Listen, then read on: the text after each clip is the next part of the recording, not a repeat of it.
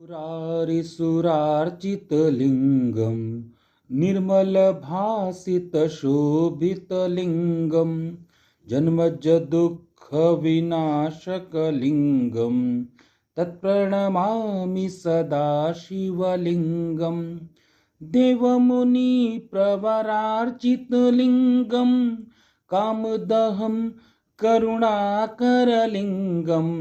रावणदर्पविनाशनलिङ्गं तत्प्रणमामि सदा शिवलिङ्गं तत्प्रणमामि सदा शिवलिङ्गं तत्प्रणमामि सदा शिवलिङ्गम्।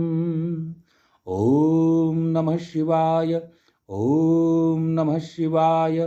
ॐ नमः शिवाय।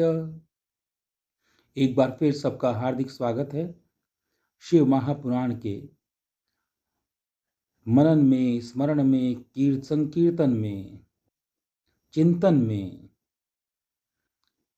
आज हमारा जो प्रकरण है, 5वां प्रकरण चल रहा है, युद्ध प्रकरण चल रहा है। उसमें आज हमारा 41वां अध्याय है और 41वें अध्याय में विष्णु द्वारा तुलसी के शील का हरण का वर्णन, कुपित हुई तुलसी द्वारा विष्णु को शाप, शंभु द्वारा तुलसी और शालिग्राम शिला के महात्म्य का वर्णन। व्यास जी के पूछने पर सनत कुमार जी ने कहा, महर्षि, रणभूमि में आकाशवाणी को सुनकर जब देवेश्वर शंभु ने श्री हरि को प्रेरित किया, तब वे तुरंत ही अपनी माया से ब्राह्मण का वेश धारण करके शंखचूड़ के पास पहुंचे और उन्होंने उससे परमोत्कृष्ट उसका कवच मांग लिया। फिर शंखचूड़ का रूप बनाकर वे तुलसी के घर की ओर चले।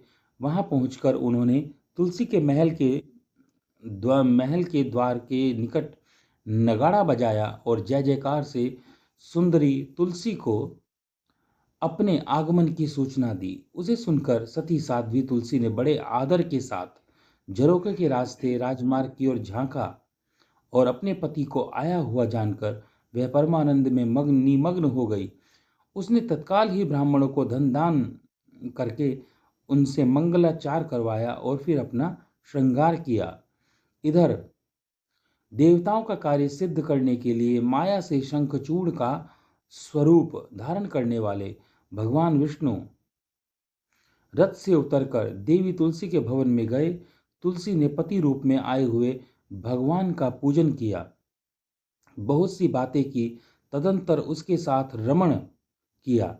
तब उस साध्वी ने सुख, सामर्थ्य और आकर्षण में व्यतिक्रम देखकर सब पर विचार किया और संदेह उत्पन्न किया और कहा कि तू कौन है? यूं डांटती हुई बोली।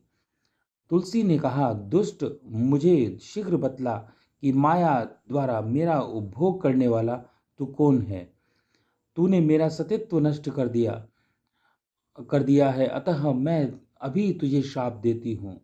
सनत कुमार जी कहते हैं, ब्रह्मन, तुलसी का वचन सुनकर श्री हरि ने लीला पूर्वक अपनी परम मनोहर मूर्ति धारण कर ली।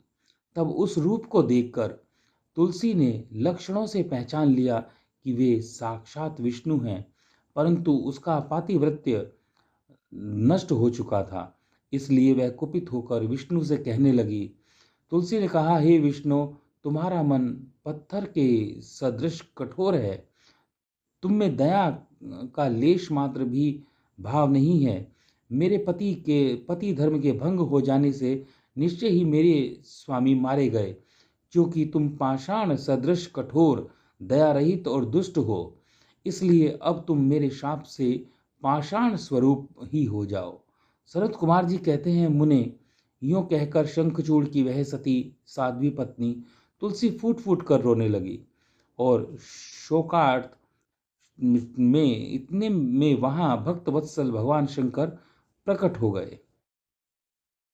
देवी, अब तुम दुख को दूर करने वाली मेरी बात सुनो और श्री हरि की भी स्वस्थ मन से उन्हें श्रवण करो, क्योंकि तुम दोनों के लिए जो सुख कारक होगा वही मैं कहूँगा। भद्रे, तुमने जिस मनोरथ को लेकर तप किया था वही यह उसी तपस्या का फल है।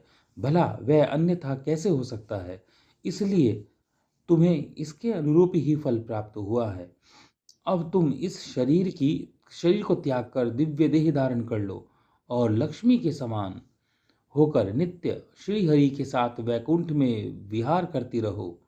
तुम्हारा यह शरीर जिसे तुम छोड़ दोगी नदी के रूप में परिवर्तित हो जाएगा। वह नदी भारतवर्ष में पुण्य रूपा गंडकी के नाम से प्रसिद्ध होगी। महादेवी कुछ काल के पश्चात मेरे वर के प्रभाव से देव पूजन सामग्री में तुलसी का प्रधान स्थान हो जाएगा। सुंदरी, तुम स्वर्ग लोक में, मृत्यु लोक में तथा पाताल लोक में सदा श्री हरि के निकट ही निवास करोगी और पुण्यों में श्रेष्ठ तुलसी का वृक्ष हो जाओगी। तुम वैकुंठ में दिव्य रूप धारिणी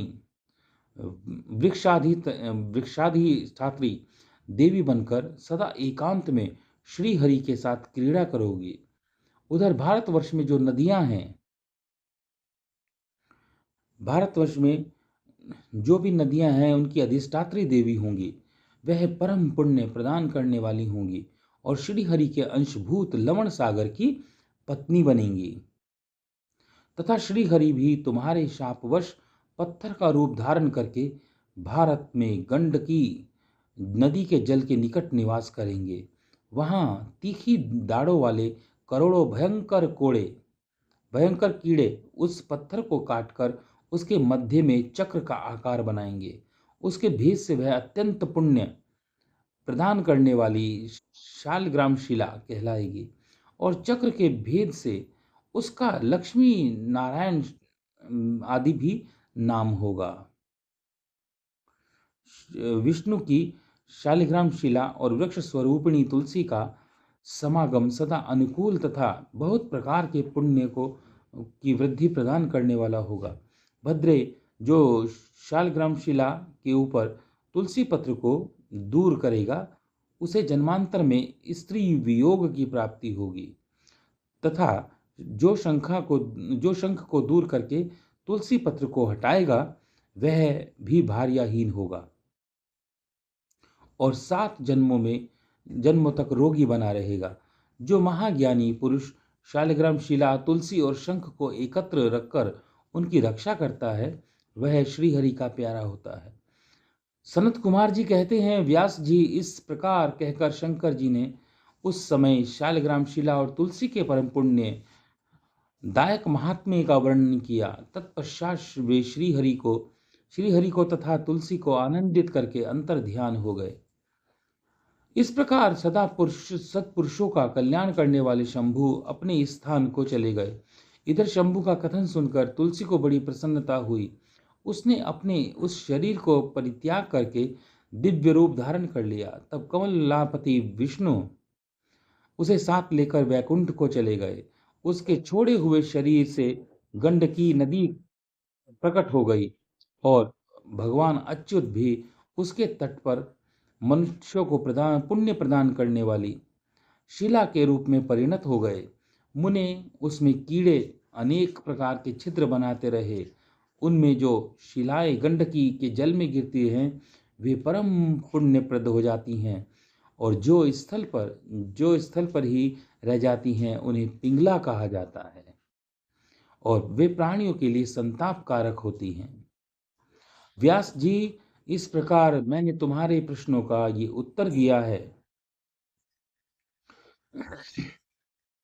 मैंने शंभु का सारा चरित्र जो पुण्य प्रदान तथा मनुष्यों की सारी कामनाओं को पूर्ण करने वाला है तुम्हें सुना दिया है।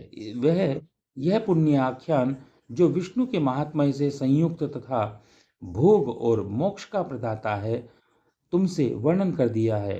अब और क्या सुनना चाहते हो? इति श्री रेवा खंडे रुद्र संहिता नाम पंचमो प्रकरणों अध्याय 41वां आज हमारा पूर्ण हुआ। 42वें अध्याय में कल हम करेंगे उमा द्वारा शंभु के नेत्र मूंद लिए जाने पर अंधकार में शंभु के पसीने से अंधकासुर की उत्पत्ति, हिरण्याक्ष की पुत्रार्थ तपस्या और शिव का उसे पुत्र रूप में अंधक को देना, हिरण्याक्ष का त्रिलोकी को जीतकर पृथ्वी को रसातल में ले जाना, वराह रूपधारी विष्णु द्वारा उसका वध। ओम नमः शिवाय, नमः शिवाय। कर्पूर गौरम करुणावतारम संसार सारम भुजगेंद्रहारम सदा वसंतम हृदयारविंदे भवम भवानी सहितम नमामि। हे प्रभु, सबका कल्याण करो।